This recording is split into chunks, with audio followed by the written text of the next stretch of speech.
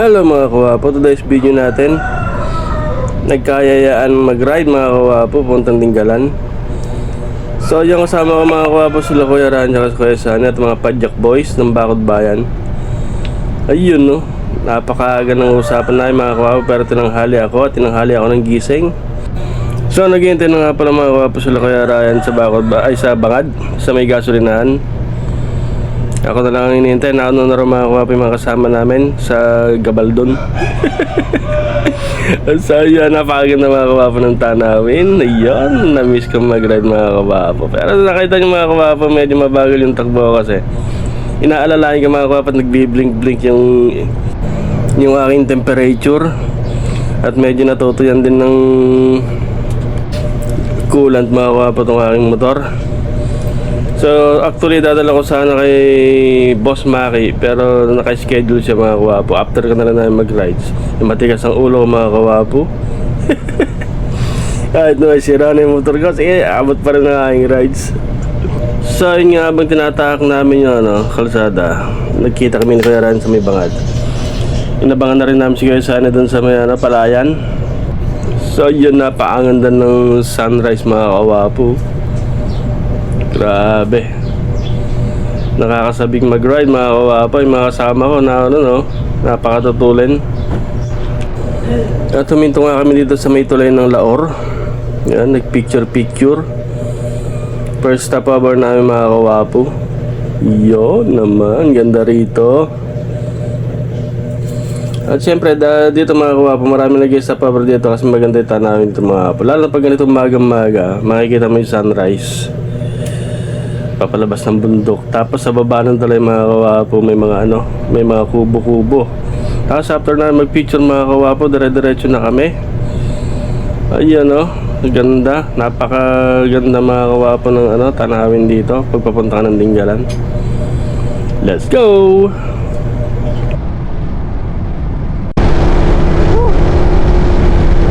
Sabi, gagawin mo ulan dito mga kawapo. Talo na kaya akin po. Nakakainit, hirap ang nakakabuti ta. Grabe, umuulan no? Aga-aga, oras pa lang, alas 8.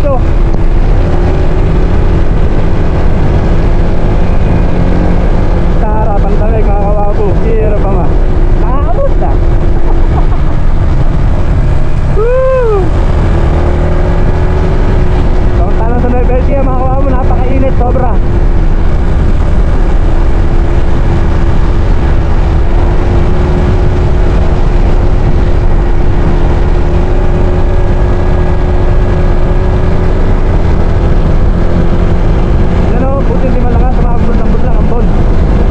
At paglampas namin mga kawapo ng Gabaldon, sa may nakarating na kami sa Dinggalan, sa pinagpipicturan doon, biglang bumuhos ang ulan mga kawapo. Naku po, may dala akong kapote, kaya nahiya naman akong gamitin. At yung mga dalawang kasama ko walang dalang kapote.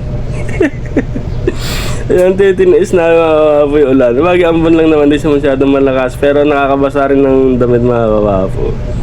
Ayan, tuwan-tuwa kaming tatlo na lang kami na iwan niya mga kawapo na Kuya Ran at Kuya Sani. Tuwan-tuwa kaming basang-basa kami sa ulan. Sa gusto naming makulayan yung aming drawing. Iyan, kahit na umuulan mga kawapo, dire-diretso lang kami.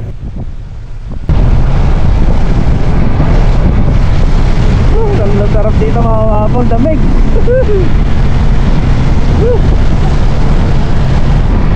Uulan no, sa Nueva Ecija, gusto ko napakainit, hirap ang nakakabuti ta. Dito ang damig mga kawapo. Ngayon lang din nagkaroon ulit ng motor si Ryan, ngayon lang din kami natuloy na mag-bike. So yun, lakas na wala mga kawapo. Medyo ambon na lang ng konti, pero masakit pa rin sa tumatagos sa aming mga damit. Grabe.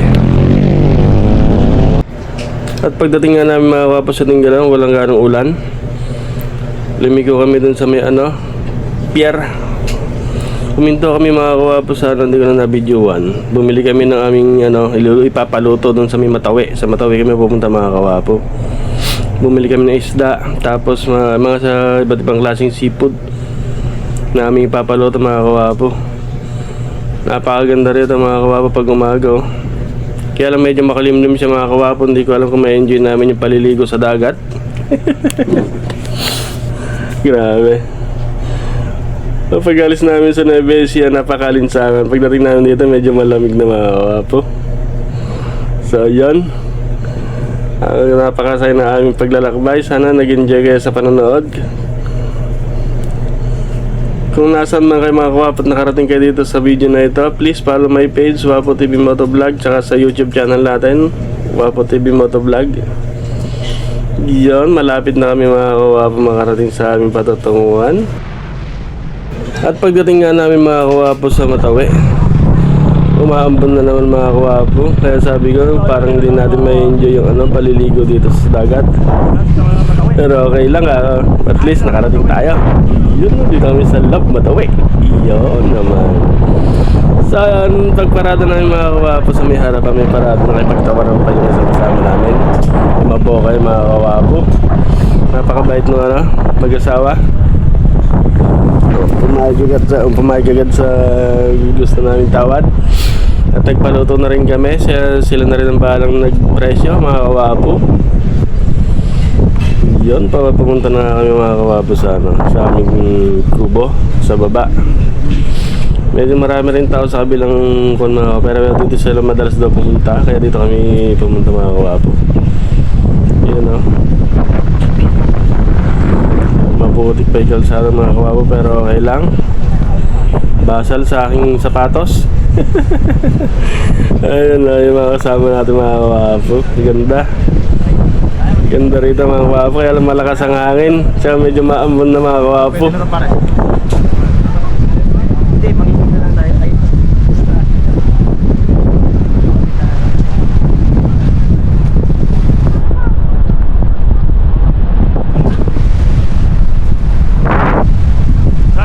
Dito kami mga kawapo sa Matawi.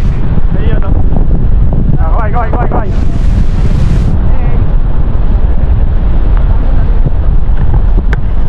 Nakasimahalan dito mga kawapo.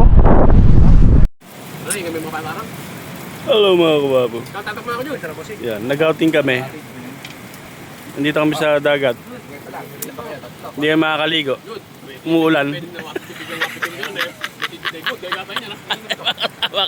Ayan, kasama ka.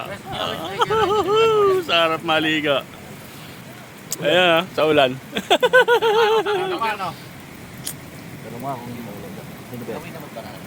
Signal eh. Wala nga dito. Pusika. Hello mga kawapo, dito kami sa Napakapangit ng ating sana nakabos. beach. Ayan. Hindi kami makaligo. Umuulan. Pangit sa amin. Hirap pa man, nakakabusit ah. Pusika.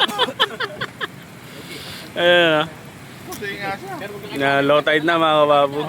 Ito na yung CR dito. Dito ko na saan niya. Yung peso dalawa. Lumabas na yung mga Para makabili na. pero hindi kami makakaligo. Saan Umuulan. Ayun mga kasama ko mga kawapo. Hirap pa man, nakakabusit ah. Ayun yata. So yun, kakain na kami. Yun oh. May ulam mga kawapo. May plato naman tayo. Yun, sinigang. Mga hipon. Ako lalasa. Ay, alam ka ba dyan baong gano'n? Yung pang gano'n? Katarin ko baong kanin. Ano lasa kuya? Ay, ilagay mo dyan. Hindi raw nahalo yan. Ilagay mo na dyan. Oo, lalagay ko dyan pag ano. Yung pang sandok. Ayos naman. Yun. Tsara, wala na tayo. Ayun na, yun. Ganun na lang tayo. Magkakaroon ng tubig. Isasawa pa tayo, ganap. Yung mga kawapo, nag-high tide na. Sige na, kami nilalamig din eh. Na-80 tayo. Pusoy ba kuya? Parehas no. Baka makalusot Carl, hindi mo kaya mga ganito, Carl. Hindi mo kaya ganito, Carl. Kasi din. Grabe, maambon. Umuulan. At dahil nga hindi kayo makaligo mga kawapo at napakalamig, sobra. Nag-video na nga lang ako sa may malapit sa yung mga nakalutang ng mga bato. Yan, nag-video na lang ako. Binidyo ko na lang yung view mga kawapo. As in, sobrang lamig talaga, hindi kayo makaligo at napakalakas ng hangin tapos biglang bubugso yung ulan mga kawapo. Napakaganda rito mga kawapo. Ano naman. Yan, nag-video na lang mga kawapo. Yung mga kasama ko andun sa ano, nagiinom na lang. Ayaw din na maligot, napakalamig mga kawapo, sobra.